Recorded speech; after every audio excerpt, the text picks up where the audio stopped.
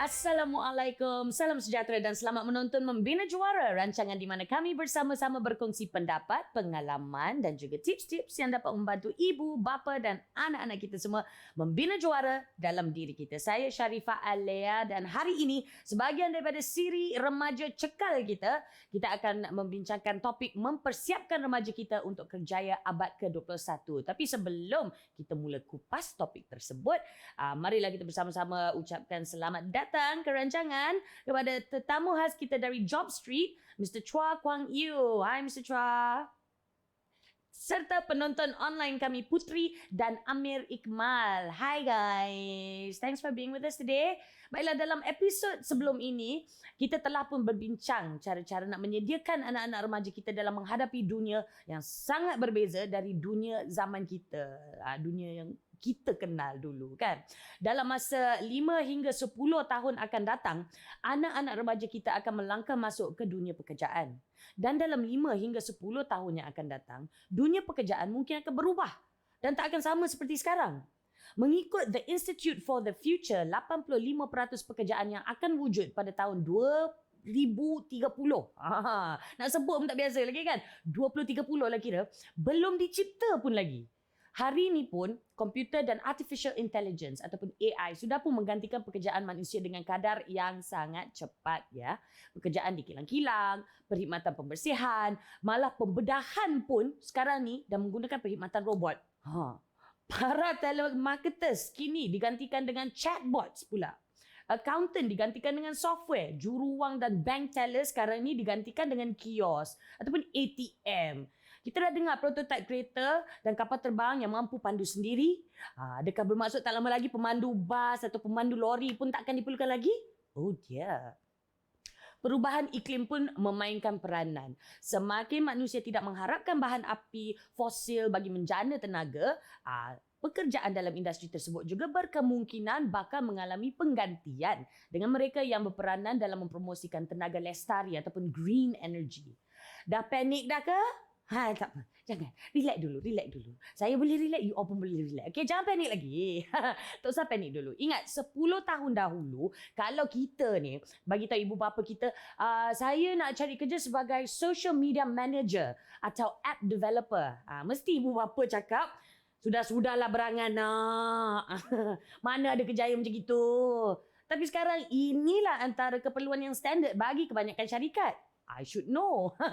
Akan tetapi, ada banyak perkara dan pekerjaan yang takkan boleh dilakukan robot. Seperti aktiviti brainstorming. Mereka berikan motivasi, menjadi sumber inspirasi sebagaimana yang mampu dilakukan seorang manusia.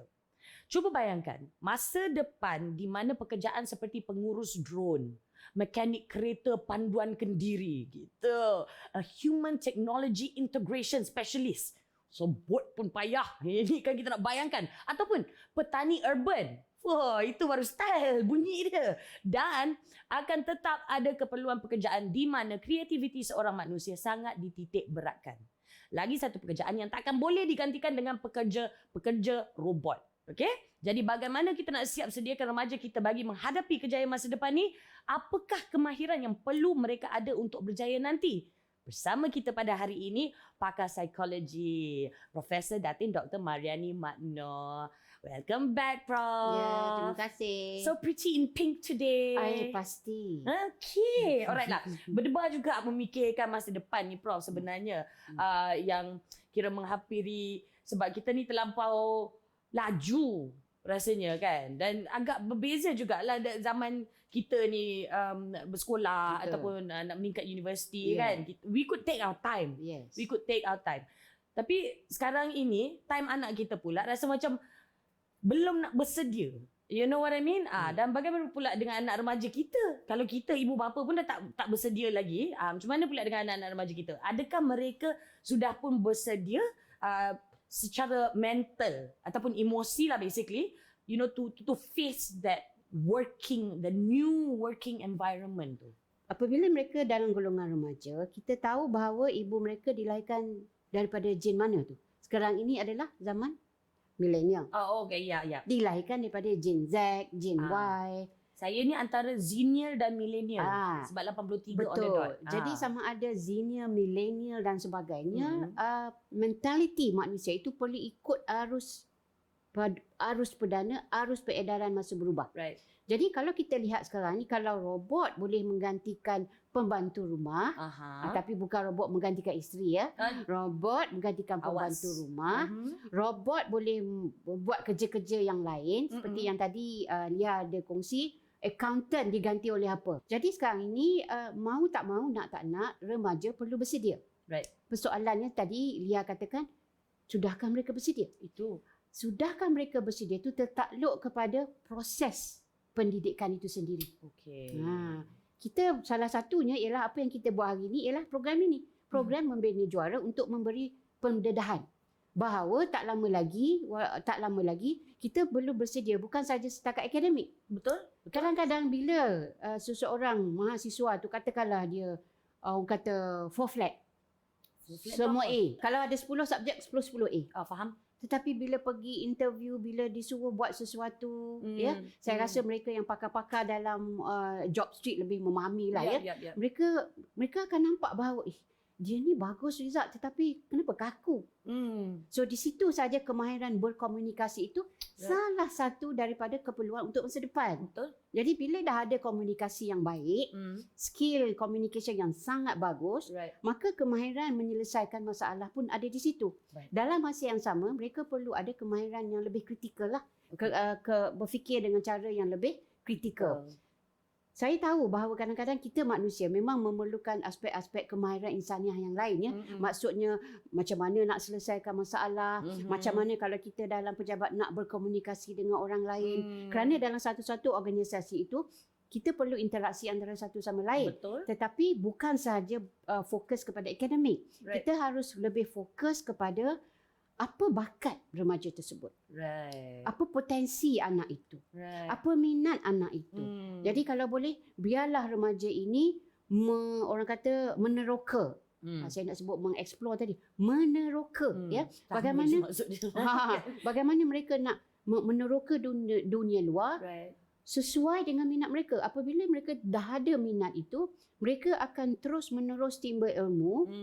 Pastinya dalam masa yang sama memikirkan akademik. Betul. Selalunya saya ibu, Lia pun ibu. Kadang-kadang ada ibu yang kadang-kadang tidak memikirkan tak apa tak dapat A, asal faham apa cikgu ajar. Ya saya. Tetapi kalau ada ibu dapatkan semua A. Kalau tak dapat A jangan jumpa mak. Ada juga begitu. Juga pernah dengar. Begitu juga ayah. Dapatkan semua A.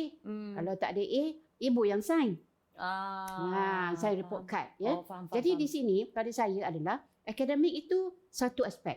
Tetapi kemahiran hands on tu yang paling penting. Maksudnya bagaimana kita mampu untuk buat sesuatu itu dengan kemahiran berfikir yang lebih kritis dan kreatif. Dengan kata lain bahawa remaja masa depan ini perlulah mempunyai multitasking ability di sebalik pencapaian akademik yang sangat cantik. Betul. Ya. Adakah ini macam apa yang Prof sebut-sebutkan ini antara perkara yang harus ada adalah soft skills? Yes, soft skill tu soft skill tapi dalam masa yang sama selain daripada soft skill pastinya akademik lah. Tapi saya pasti kadang-kadang dalam satu organisasi itu antara dua mereka yang datang untuk ditemu duga itu kadang-kadang yang mungkin yang keputusannya agak kurang daripada yang seorang lagi tetapi kemahirannya berkomunikasi, kemahirannya menyelesaikan masalah atas problem base yang diberikan itu saya pasti akan diberi perhatian lebih sedikit kepada yang mampu. Yes, dan soft skills tu antara kalau akademik kan we can basically key in all apa information ataupun maklumat ke dalam robot itu, ke dalam mesin itu dan dia boleh jalan sendiri. Tapi soft skills itu kita nak key in macam mana pun tak boleh nak mengajar robot kan. Betul. Jadi apa agaknya antara perkara yang ibu bapa boleh buat untuk menggalakkan lagi soft skill dalam anak selain daripada kejayaan pencapaian akademik dia tu. Okey, satu saya dah pernah katakan dulu, kita pernah bincang bahawa manusia ni ada 9 jenis kecerdasan. Okey.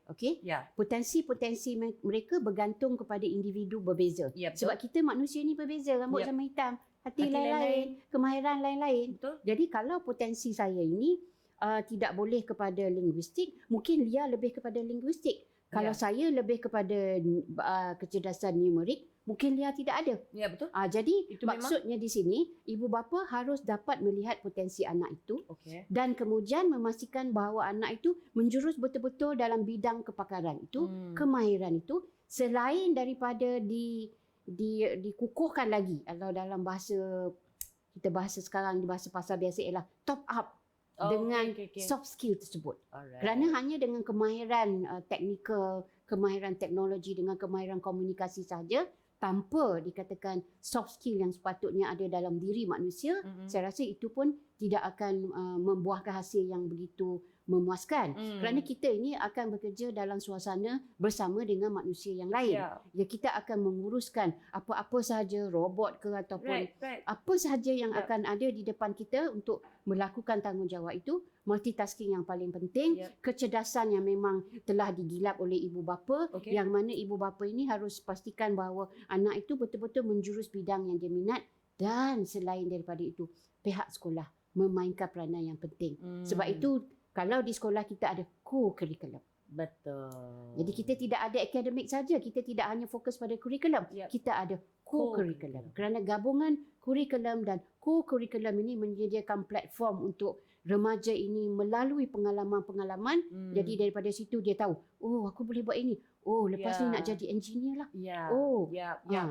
Jadi segala-galanya itu, komponen itu orang kata bermula daripada rumah, masuk ke sekolah dan akhirnya masuk universiti atau ke mana saja. Mungkin tak perlu universiti, seseorang itu pun boleh dikatakan menjadi juara juga.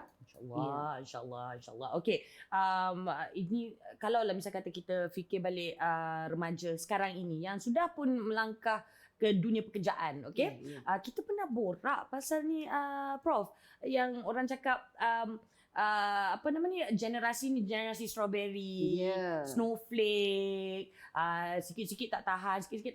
Maknanya sikit-sikit tak tahan minta tukar kerja, berhenti kerja, merajuk macam tu kan.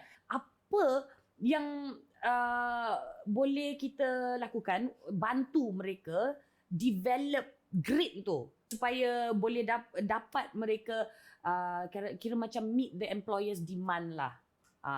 Di masa akan datang dan juga yang sekarang ini.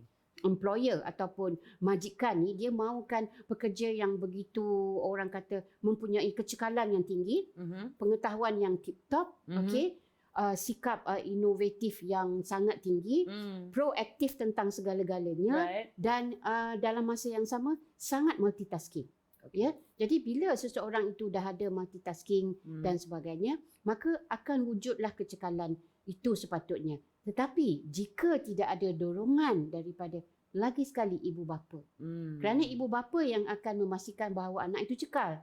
Kalau anak itu dipantau 24 jam, diberikan skrip, buat itu, buat ini, kemudian anak ni mungkin tak pernah kena marah, ataupun mungkin apabila cikgu marah saja, maka mak dia pula yang datang, maka berlakulah orang kata jet fighter parenting tadi. Jadi anak itu seolah-olah mereka dipelihara, mereka dijaga, mereka ada orang kata apa, perisai besi di situ. Too shielded lah. Ya, jadi pada mereka, I'm safe. Jadi apabila keluar daripada kumpul keluarga, bila berlaku perkara-perkara yang kena tegur sikit dengan majikan, kena marah sikit, berpeluh sikit kena buat kerja, nak tukar tempat kerja. Jadi ini yang sepatutnya tidak boleh berlaku dalam usaha ibu bapa untuk pastikan anak-anak itu cekal, supaya mereka membesar jadi remaja yang mempunyai kecekalan yang begitu tinggi, agar bila diletakkan di mana-mana bidang pekerjaan sesuai dengan kepakaran, saya rasa perkara itu tidak akan menjadi masalah. Boleh survive dan boleh be the best in it. Okay. Itu kalau kita tengok dari perspektif employer lah, okay? Employer dan apa yang kami perlukan dan macam mana diorang kita boleh tambahkan lagi grit dalam remaja kita sekarang ini. Tapi sekarang ini ada banyak suara-suara yang telah pun disuarakan, keperluan kehidupan ataupun work life yang lebih baik, yang lebih seimbang. okey, di tempat kerja. Contohnya, kalau di China sekarang ini, yang paling disebut-sebut adalah the toxic 996, iaitu 9 AM to 9 PM, dari 9 pagi hingga 9 malam, se-6 hari seminggu bekerja. 6 hari seminggu. Overwork. Okey, yang overwork yang sampai menyebabkan pekerja-pekerja ataupun yang apa nama ni, employees yang muda, pekerja muda ni terlalu penat, exhaustion, dan ada juga sometimes even death. Dan ini bukan sahaja eksklusif di China ya. Saya pernah dengar cerita mengenai remaja-remaja di Indonesia, di Malaysia juga yang mengalami benda yang sama. Semata-mata nak meet deadline, completely exhausted and meninggal akibat itu. Menasabah ke tidak kalau mereka demand ataupun meminta lebih sebuah macam work culture yang lebih seimbang? Okey, kalau yang mula baru masuk bidang pekerjaan, janganlah demand. Okey. Baru masuk, baru berkenalan, belum lagi melangkah untuk memulakan pekerjaan itu. Faham. Jadi yang sebaiknya ialah dalam satu organisasi pekerjaan itu sepatutnya ada keseimbangan. Betul. Kita tidak mahu nanti berlaku kes meninggal, kes bunuh diri, rata-rata kerana disebabkan oleh burnout. Apa sahaja bidang pekerjaan, kalau tidak dikawal rapi emosi, sosial dan mental, dan ini perlu dilihat juga oleh majikan, maka akan berlaku stres. Right. Okey, stres yang berpanjangan tidak ada keprihatinan daripada pihak-pihak tertentu, sama ada daripada ibu bapa, pasangan atau majikan, maka akan berlakulah stres yang berpanjangan yang menyebabkan burnout itu berlaku. Betul. Dan lama kelamaan bukan saja pekerjaan yang nak dirisaukan, ya. Kita manusia ni hidup dalam satu ekosistem psikososial. Right. Ekosistem maknanya bukan sahaja pekerjaan itu nak diambil kira. Keluarga pun main peranan yang penting. Kadang-kadang masalah keluarga perlu diselesaikan. Terutama kalau dalam aspek-aspek kewangan, ya. Kemudian dalam masa yang sama juga kalau kita lihat infrastruktur, sama juga. Jadi maksudnya di sini keseimbangan daripada aspek kebersamaan bersama keluarga, bersama masyarakat, dalam masa yang sama menjadi seorang pekerja yang sangat produktif untuk satu-satu itu perlu dilihat juga oleh majikan itu. Maksudnya sekarang ini dalam satu-satu bidang pekerjaan itu boleh dijadikan satu ruang juga untuk mereka meluahkan perasaan. Dengan kata lain, bekerja-bekerja tetapi bolehlah anggap rakan-rakan itu semua sebagai keluarga tempat kerja. Tetapi jangan jadi keluarga yang lain. Keluarga tempat kerja. Nanti kan balik ada orang kata lain jadi pula, kan. Betul. Jangan salah faham. Tapi betul jugalah, kalau dari segi majikan pun, majikan haruslah mengambil kira lah juga suara mereka yang muda ini, kerana takkanlah dia baru nak Assalamualaikum, dah kau bagi dia workload bagai, tapi bayarannya, gajinya basic. Itu tidak adil lah. Okey, jadi yes, adalah sangat munasabah kalau anda yang muda-muda ini ingin demand sedikit a more balanced work culture. Alright, kita akan sambung bercerita mengenai topik ini sebentar saja lagi. Rehat seketika, kembali menonton Membina Juara.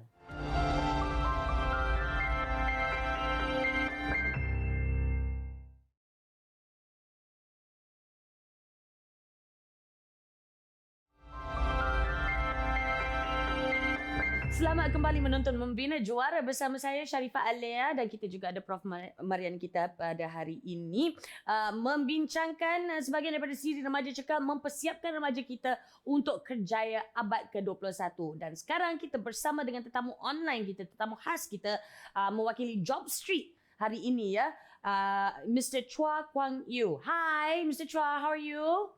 Hi, hello. Hi, okay. Mr. Chua, saya terus tanya soalan lah, okay? Sebab tadi dah banyak kita dapat perspektif dari segi psikologi dan juga kira apa yang diharapkan. Basically, what's expected or what we hope for. Tapi Encik Chua sendiri, memandangkan Encik Chua ni kira macam bercakap dari perspektif sumber manusia dan juga pengambilan pekerja industri itu, apakah agaknya kualiti-kualiti ataupun ciri-ciri yang Mr. Chua perasan dicari dan diperlukan bos-bos, employer sekarang ni?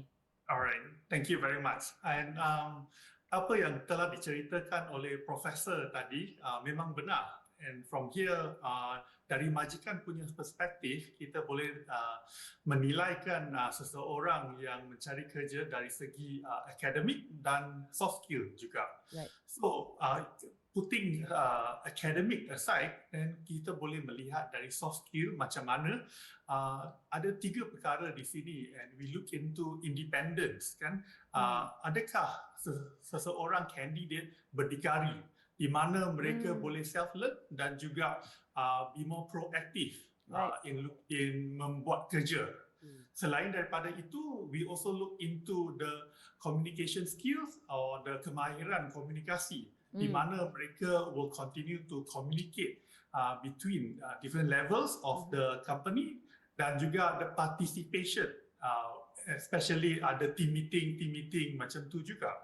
And the last things that the majikan is looking for is also looking into the attitude of the candidate, di mana mereka memerlukan pemikiran positif, especially when they look into all the halangan-halangan yang that is going to happen, dan juga the perseverance atau ketabahan mereka especially when they go through the journey of working. Right. Perseverance tu adalah penting juga, ya. Itu memang antara perkataan yang sering bersangkut paut juga bila berbicara mengenai generasi strawberry ataupun generasi snowflake. They are said to have less perseverance. Di zaman ini sekarang ni, okay, banyak juga global tech company seperti Google, ya, yang tidak lagi require a university degree. Maknanya kalau nak ambil pekerja tu, tak ada university degree pun tak apa. Seronoknya saya dengar, saya tak ada university degree. Tapi di Malaysia ini, saya perasan degree itu masih sangat penting, ya. Diploma orang tak pandang pun. Dia dah tahap macam tu tau. Experience also, saya yang mempunyai lebih daripada 20 tahun pengalaman, kadang-kadang langsung ditutup kerana tak ada degree. Yes. Actually, if you look into the jenis pekerjaan yang happening sekarang, kan, di sini, if you look into professional careers seperti dalam arkitek atau nak jadi peguam, accountant atau juru audit, di sana mereka memerlukan especially all your qualification, right? Atau sijil-sijil. That is where we look into that. Tetapi if you look into the skill base, kan, your bakat, that is where if you look into macam programmer or digital marketing, pemasaran digital, atau executive jualan, this is where we look into macam mana you perform or your personality, kan? But above all, the majikan-majikan di Malaysia will still look into sijil-sijil diploma atau degree kerana mereka akan mengurangkan risiko untuk pengambilan pekerja baru. Okey, kalau nak mengikut firasat Cik Chua sendirilah, kan. Kalau misalnya kata remaja-remaja di luar sana tak ada degree, tak ada diploma, macam saya. Saya ada diploma tapi orang tak pandang. So, okey, tak ada degree. Tak payah tanya pasal diploma, tak ada degree. Apa harapan untuk mereka mencari kerja yang at least lah, at the very least basic salary-nya tu boleh menampung kehidupan dia. So, I guess if your talent will actually prove your credibility, kan, that will be very important. Okay. So, for example, if you are willing to start from the bottom, kan, especially kalau you have just SPM, but you are becoming macam satu jualan eksekutif yang berbakat, yang selalu hit target. Of course, majikan-majikan lain, including MNC company, will also consider you, walaupun you tidak ada sijil itu. Considered also untuk promotions, kenaikan pangkat. Adakah itu satu possibility? The possibility boleh, it will be there, tetapi you will need additional qualification to continue to climb the career ladder. Right. That possibility you can actually continue to work while you study. Continue to Right. study while you work, actually. Yeah. Yeah. Faham? And then that is where you build your experience. I Right. think the experience still will play a very important role when you look into nak mencari kerja. Right. Okay. So but like say kalau tak ada diploma ataupun degree tu, it take that much longer lah untuk Betul. untuk sampai ke tahap yang sama dengan mereka yang mempunyai degree ataupun diploma. Betul? Betul. Okay. Bagaimana pula kalau Encik Chua sendiri when you're fielding out the young school leavers ataupun fresh grad. Sekarang ni kita cakap pasal fresh grad lah kan. Yang mencari arah tuju dalam kerjayanya. Encik Chua sendiri tengok kan, generasi sekarang ini adakah mereka bersedia ataupun tidak untuk dunia pekerjaan ni? Hai. It's a very Ketawa ada interesting mana question. tu? Ya, soalan yang interesting lah, sungguh. Actually, if you look into ekspektasi dari tempat kerja, memang akan berbeza daripada teori-teori yang mereka belajar di sekolah. Kan. So kita akan melihat elemen, especially macam di kerja kan, ada deadline, for example kan. Then mereka memerlukan graduate ini untuk bekerja overtime. So this is where is also something melihat kalau graduan ini willing to work overtime ke tidak. So that is also some expectation kerana all this akan membina experience mereka untuk mencari kerja yang lain pada tahun-tahun yang depan. Ya. Tapi kalau misal kata kalau lah macam itu kan, nanti ditanya balik pula oleh graduan-graduan yang fresh ini, okay, you nak kita orang kerja seperti mana seorang yang mempunyai experience. Tapi kita graduan yang fresh. Tapi you tak nak bayar kita macam orang yang ada experience. Tapi you nak kita kerja lebih masa. Macam mana nak jawab tu, Mr. Chua? I think in this world, maybe syarikat tu mesti adil lah. Because for a fresh graduate, kan, graduan yang keluar, ekspektasi mereka perlulah at that level. Because experienced candidate memang akan already bekerja dengan pantas. Yeah. So di sini I can also remember bila saya 20 tahun lalu as a fresh graduate juga, nak angkat telefon, nak dial pun susah, nak tanya betul ke kena nak dial telefon ni. Kan, faham. Okay, sekarang ini dia ada kena-mengena juga dengan the last point tu. Ada banyak yang mengkritik lah kan, generasi sekarang ini terlalu demanding, terlalu meminta, terlalu macam keras kepala lah. Walaupun boleh dikirakan pengalamannya tak setinggi yang generasi sebelum dia, dan pada masa yang sama tak dapat nak tahan pressure tu, tekanan dunia sebenar. So what is your opinion of this snowflake generation? Is it true? Are they snowflakes?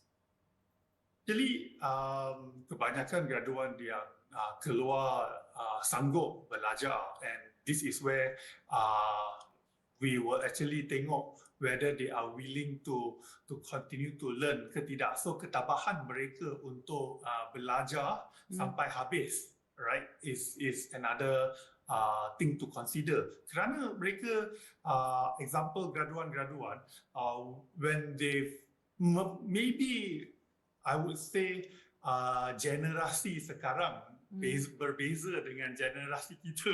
Yeah. And this is where mereka maybe the focus or attention span mereka untuk sesuatu, right, is slightly shorter. Right. So di sana kalau mereka membuat sesuatu tugas, memang mereka akan berbuat dengan cekap. Tetapi kalau is a long progress, then they may have lost focus. So dari sana mereka kena involve consistent in their job. Okay, so basically maybe not as good as multitaskers as our generation lah. Yes. Oh, okey. Baik. Itu sebenarnya menjadikan satu masalah untuk majikan sekarang sebenarnya, sebab saya belum lagi nampak syarikat di mana okey kamu buat account sahaja. Kan kamu buat design sahaja. Mesti akan ada it's macam ekosistem yang macam Prof cakapkan tadi kan.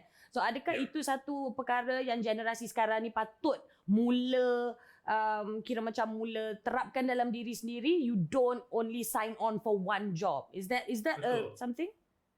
I believe kerana sekarang kan multitasking is a many facets. Kerana what happens is that we also need to be active listener untuk memahami what happens in a perkara or a problem that is happening, and also we need to understand aspek lain juga. So that we can actually give a better solution kepada problem itu. Right. So that is where multitasking, right, also involves bukan sahaja daripada mencari penyelesaian dari segi temu bual, tetapi you kena buat research sendiri, and you need to also look into archive data. Right. So semua ni pun memerlukan all of this bakat. Right. So you not only do you have to be able to multitask, you need to be multi-talented juga. Betul. So dari sekarang ni, dalam usia remaja ni yang sedang menonton ni, dalam usia remaja ni bila perkara senang masuk, senang serap, inilah masanya untuk anda amalkan multitasking ni dan building new talents tu. Sebab kalau dah sampai usia kita, tak boleh. Masalah majikan sekarang ya, Encik Chua, iaitu mismatch antara qualifications dengan jenis pekerjaan yang ada sekarang ini. Jadi, apa lagi kerjaya masa depan? Apa jenis pekerjaan yang Encik Chua sendiri nampak ada permintaan tinggi sekarang dan juga di masa depan? Kita sekarang hidup dalam dunia yang cepat berubah, right? Yeah. Dan kita sudah melihat pekerjaan baru yang muncul, dan from there we also need to expect what to fill. So, tetapi pekerjaan baru ini tidak semestinya tiada candidate yang berbakat untuk fill that job. Ini kerana candidate will continue to evolve and continue to belajar untuk mendapat kemahiran baru. Right. Pada pendapat saya, I think the sikap yang selalu sanggup belajar untuk mendapat kemahiran baru adalah skill set untuk pekerja untuk masa depan. Because sekarang what is happening, pekerjaan yang baru kita memang tak akan tahu, tetapi kita boleh predict what will happen in the future. Sesiapa yang stop learning kan, mereka akan ketinggalan. So this is where you like it or not, kita terpaksa untuk belajar perkara baru. For example, walaupun saya my degree dalam IT kan, and saya 20 tahun lalu belajar dalam programming language COBOL kerana nak upskill my skill set, nak upgrade. Right. I went on and learn macam Java and PHP. So we learn new programming language to the future. Right. Tetapi sekarang bila saya di job street, saya tak buat programming lagi. Yeah. I'm already doing different things. So bakat lain, all my ilmu needs to continue to upskill. Betul. So you're learning on the job now, and you're learning different things. So yeah, it is an ongoing learning process to begin with. Jadi apa lagi nasihat yang Encik Chua sendiri boleh berikan kepada remaja-remaja yang sedang menonton sekarang ni, yang mencari kerja sekarang ni? Saya rasa we will need to continue to keep our eyes open kerana kita mesti berwaspada kepada perubahan-perubahan yang berlaku di dunia kita. Right. So example, kalau kita melihat dulu saya memandu kereta, kalau melalui tol, dulu saya angkat tiket dari tol. Tetapi sekarang kita sudah guna kad. Kan sudah berubah bila kita dah tengok ada RFID. Bila kita memandu tol tak perlu wind down window dan touch your card. Sudah boleh pandu terus. Right? kita kena berwaspada kepada perubahan-perubahan ini so that kita akan tahu apakah yang diperlukan pada masa depan. Right. And I'm sure itu nasihat yang sangat bagus untuk semua yang menonton sebenarnya, tak kira generasi, kerana saat kita tutup minda kita tutup mata kita pada new possibilities ataupun untuk membelajar perkara yang baru, itulah saat kita kalah terus di dunia. Betul? Betul? Ya. Oh, setuju. Okey, terima kasih. Baiklah, kita akan berehat seketika. Please stay on the line ya, Mr. Chua. Mesti ada soalan-soalan yang menarik untuk Mr. Chua nanti. Kita akan berehat seketika. Jangan ke mana-mana, kembali menonton Membina Juara.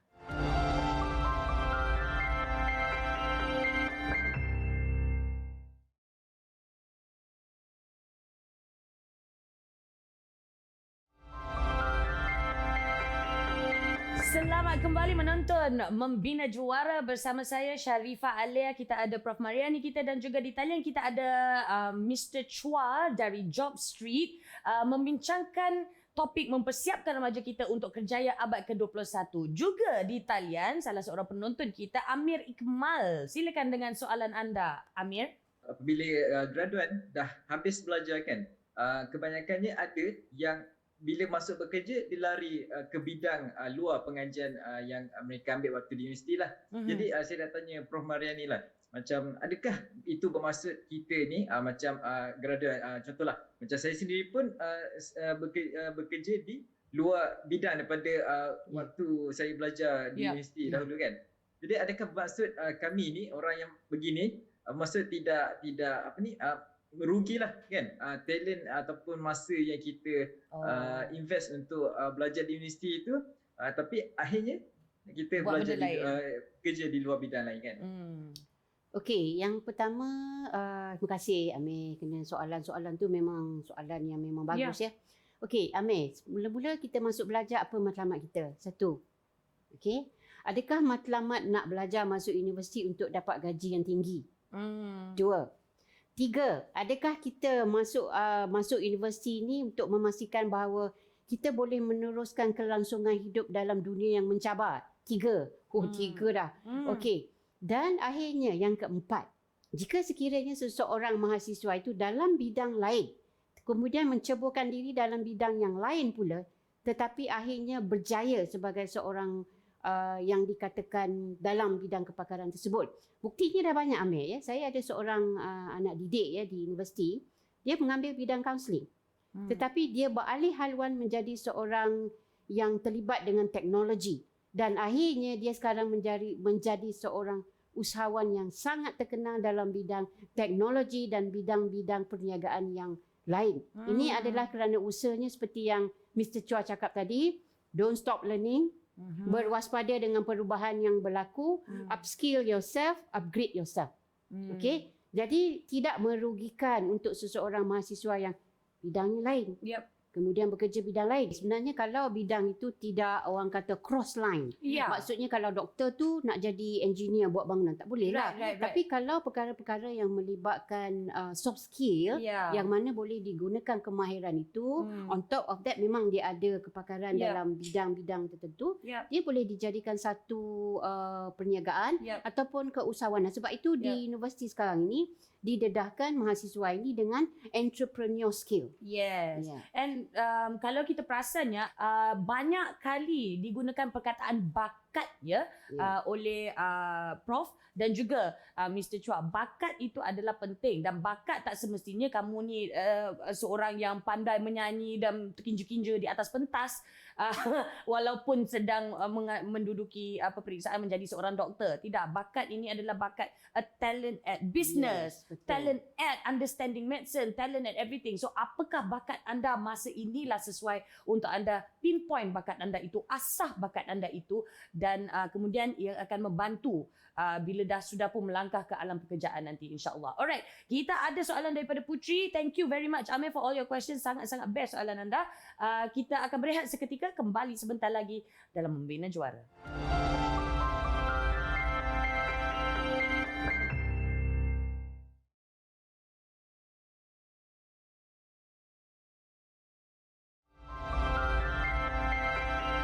Selamat kembali menonton Membina Juara hari ini.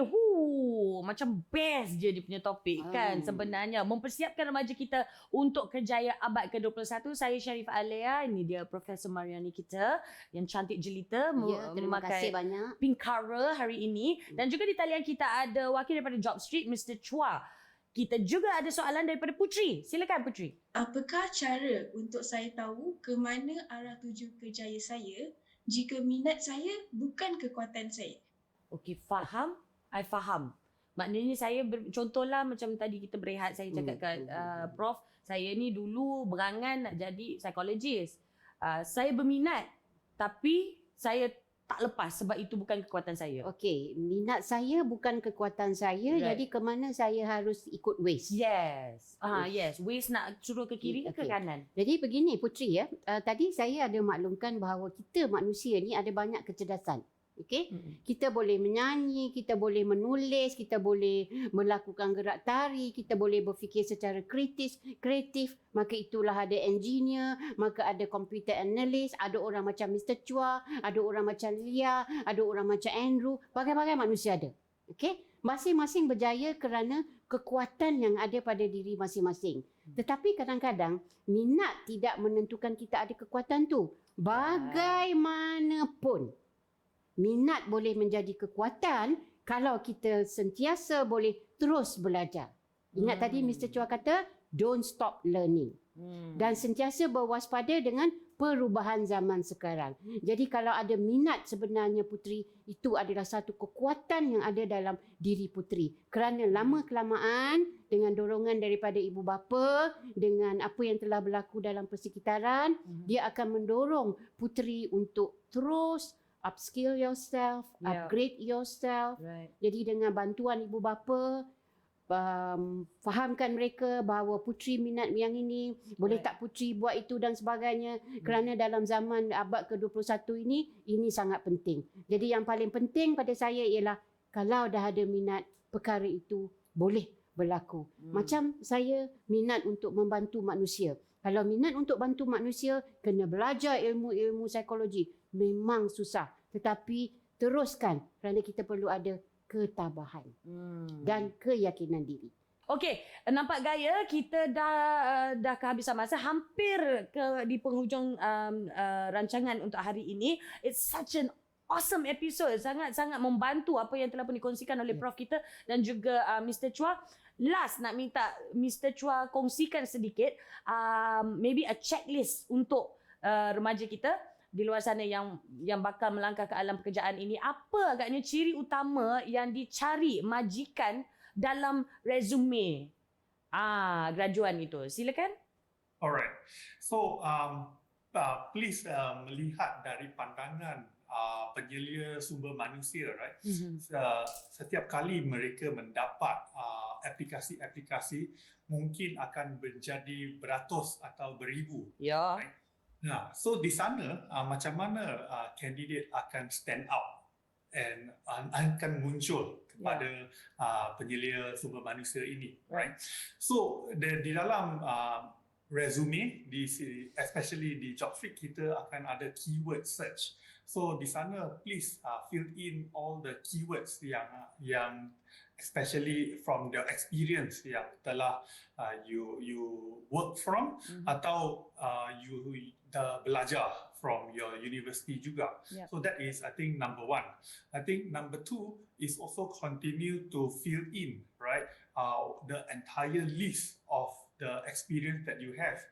Bukan sahaja satu garisan atau satu baris yang example telah menjadi kru kepada sesuatu restoran and itu saja. So you can list out all the project-project yang pernah Segala apa pengalaman lah bekerja. Exactly. Wow, That's what you list down di sana. Dan yang ketiga, if you can look at semua majikan is also looking for your skill set dalam language, your bahasa, kemahiran dalam bahasa, especially written and spoken. So di sana mereka akan melihat macam mana you can continue to contribute and also represent the company untuk to speak for the company or to work in that company juga. Yeah. Apa jua bahasa lah, Mandarin, Tamil, English, bahasa, Malay, Tamil, yes, everything. So also a good time for you to learn actually now to pick up a third language or fourth language. Okay, it's very good. Alright, thank you Mr. Chua, terima kasih banyak-banyak. Okay, Prof, kita nak checklist soft skills pula. Apa yang memang patut ada? Checklist soft skill. Checklist soft skill yang pertama ialah perlu ada sikap berdaya saing. Itu yang paling penting. Kompetitif. Right. Kemudian yang kedua, perlu sanggup menghadapi apa sahaja dugaan. Ya. Boleh menyelesaikan masalah, maksudnya mempunyai daya ketahanan mental dan juga emosi yang tinggi. Alright. Boleh berkomunikasi seperti Mr. Chua kata tadi, kemahiran berbahasa itu sangat penting. Yes. Yang paling penting sekali adalah mesti ada keyakinan diri. Jadi kalau ada semua dalam resume 2-3 katalah 15 muka surat 5 resume, kemudian bila datang bercakap tak nampak macam ada keyakinan diri. Jadi yang paling penting adalah keterampilan fizikal itu penting. So keterampilan luaran penting dan keterampilan dalaman pun penting. Itu yang paling penting sekali untuk soft skill yang perlu ada dalam diri seorang remaja yang bakal masuk pada alam pekerjaan. Baik, terima kasih banyak-banyak Prof untuk nak add on sikitlah bab keterampilan fizikal luaran ini. Tolonglah jangan pakai selipar ataupun jersey bola pergi interview yang pertama ya. Terima kasih banyak-banyak. Okey.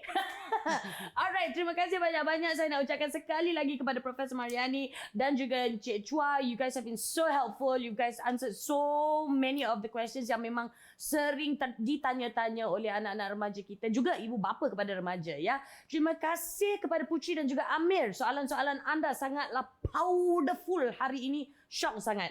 Dan terima kasih kepada anda yang menonton. Saya mendoakan yang kita semua diberi peluang untuk mendapat pekerjaan yang sesuai dengan diri kita dari segi gaji dan juga segala apa yang Prof sebut tadi. Dalaman kita ya, that will make us happy as well. Alright.